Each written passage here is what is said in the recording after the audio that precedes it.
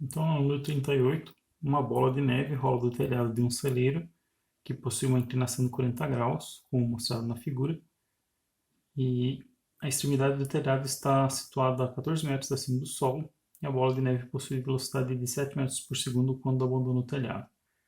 Despreze a resistência do ar. Letra A. Calcule a que distância do celeiro a bola de neve atingirá o solo caso não colida com nada durante sua queda. E letra B. Um homem de 1,9 metros está parado a uma distância de 4 metros da extremidade do celeiro. Ele será atingido pela bola? Prove matematicamente. Então, pessoal, aqui a gente tem que verificar o seguinte. A gente tem o telhado do celeiro, aqui a parede lateral, e aqui a gente tem o solo.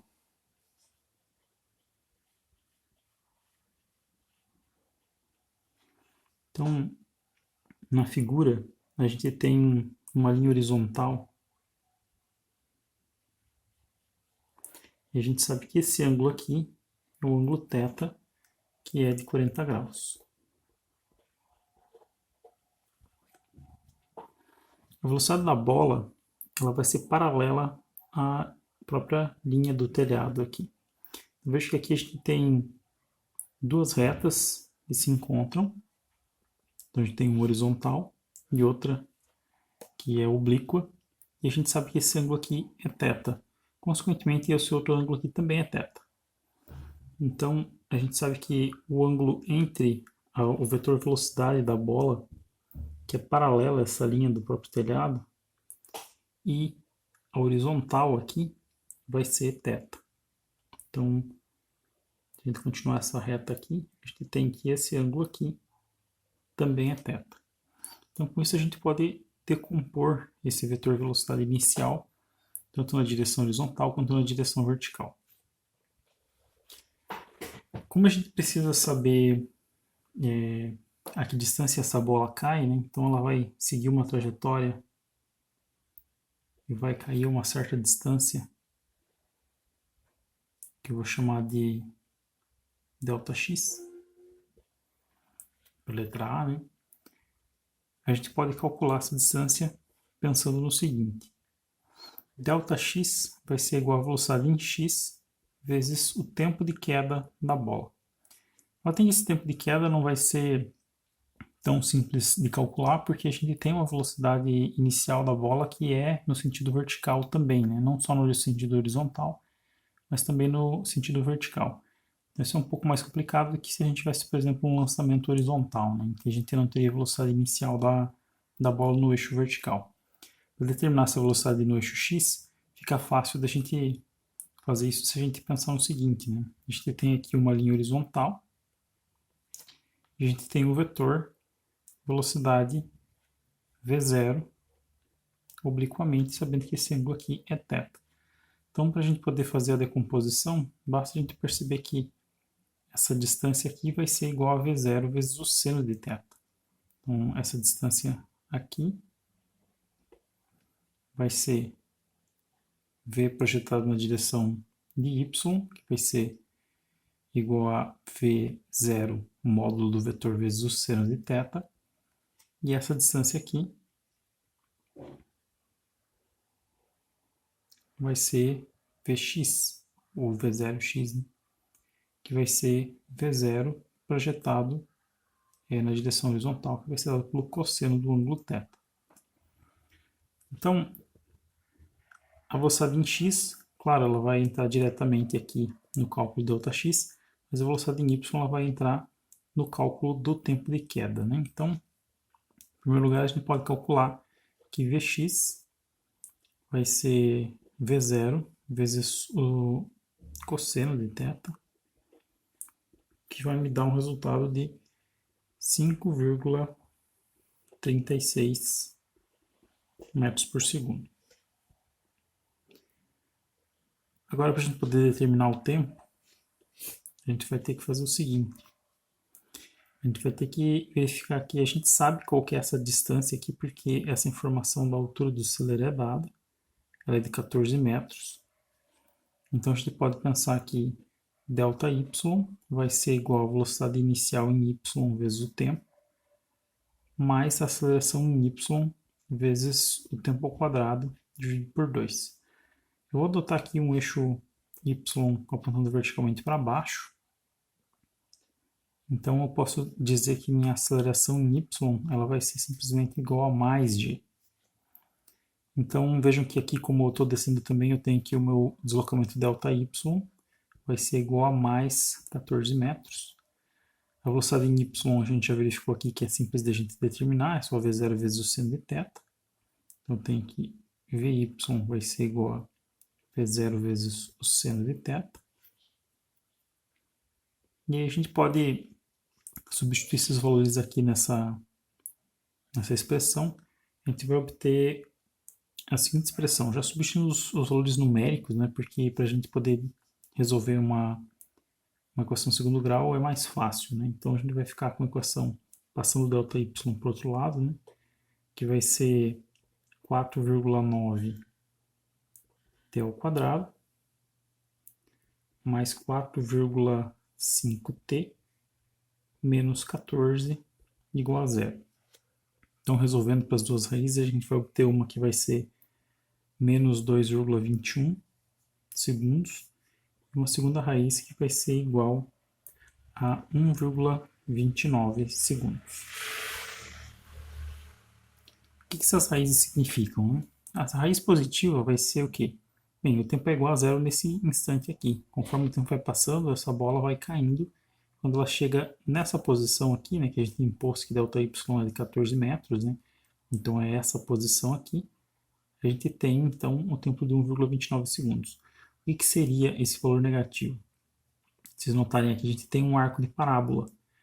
A gente também tem uma parte do arco de parábola que está no outro sentido aqui. Claro que isso não é uma solução física, mas ela é uma solução matemática.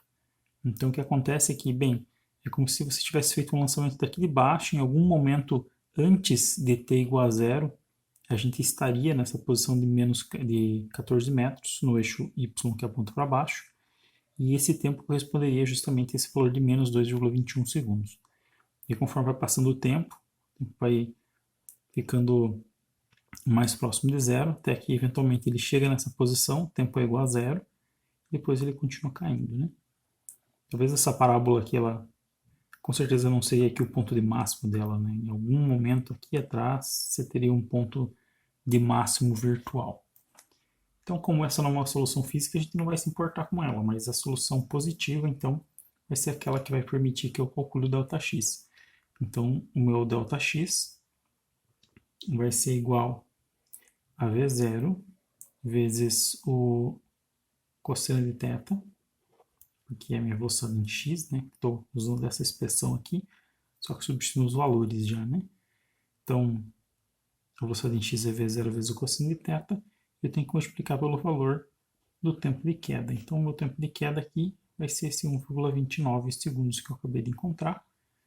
O θ é os 40 graus e o V0 são os 7 metros por segundo. Então, substituindo esses valores, a gente vai obter o valor de 6,93 metros. Então, na verdade, o gabarito lá está errado, porque na hora de fazer aqui o exercício, eu acabei, ao invés de utilizar o ângulo θ como sendo esse ângulo aqui, eu acabei vendo errado e colocando o ângulo como se ele fosse aqui.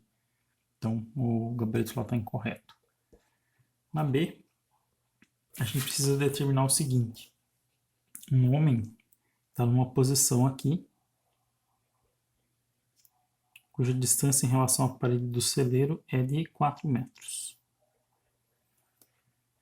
A gente quer saber se essa pessoa vai ser atingida ou não por essa bola de neve. Bem, na minha figura aqui eu já desenhei como se ela não fosse atingida, porque de fato ela não vai, né? Mas como que a gente vai provar isso matematicamente? Bem, uma maneira é a seguinte, verificar exatamente qual que vai ser a altura que a bola vai estar quando ela estiver exatamente nessa linha que passa sobre a cabeça dessa pessoa. Então, trazendo esse desenho para cá, a gente vai ter aqui o solo, a pessoa naquela posição, e aí a bola ela vai ter rolado aqui de cima do telhado do celeiro, e ela vai estar nessa posição aqui. eu preciso determinar qual que é o valor dessa distância aqui. Se eu souber ela, como eu sei qual que é a altura do celeiro, que são 14 metros, eu consigo determinar qual que é essa distância entre a cabeça da pessoa e a posição da bola. Ou, se eu souber que a altura em relação ao solo aqui, ela vai ser maior do que a altura da pessoa, já é suficiente para eu poder dizer que ela não vai ser atingida. Então, como que eu posso fazer isso? Bem, vejo que a gente tem condições de determinar qual que é a velocidade. A gente sabe a velocidade, né? Porque a gente calculou ela já aqui. A gente sabe que a velocidade em x vai ser v0 vezes o cosseno de θ. A gente pode pegar essa distância aqui que é conhecida, que são de 4 metros, e determinar quanto tempo demora para que a bola ela percorra essa distância horizontal de 4 metros. E aí, com esse tempo, a gente consegue determinar qual que é essa variação de altura na vertical. Né? Então, a gente pode calcular, sabendo que ΔX vai ser igual a Vx vezes o tempo de queda, a gente pode dizer que o tempo de queda vai ser igual a ΔX dividido por Vx. Como a gente sabe que esse ΔX agora representa esses 4 metros, né? Vai ficar aqui com 4 metros dividido por velocidade em x, que vai ser 7 metros por segundo, vezes o cosseno de 40 graus. Pegando esses resultados aqui, a gente consegue determinar um tempo de 0,75 segundos para que a bola percorra, então, essa distância horizontal e, consequentemente, também essa distância na vertical e chegue nesse ponto. Agora, para determinar o valor de ΔY, basta eu calcular que ΔY vai ser igual a V0YT mais GT ao quadrado dividido por 2. Estou usando a mesma convenção que eu tinha adotado antes, com o eixo Y vertical crescendo para baixo. Notem que agora eu quero determinar o valor de ΔY, o valor de tempo é esse 0,75 segundos que a gente acabou de achar. E que o valor de V0Y vai ser, de novo, V0 vezes o seno do ângulo θ. Substituindo esses valores aqui, a gente vai obter 6,726 metros. Então, se a gente pegar esse valor aqui e pensar nessa distância L, a gente vai ter que L vai ser igual a 14 metros menos 6,726, o que vai resultar em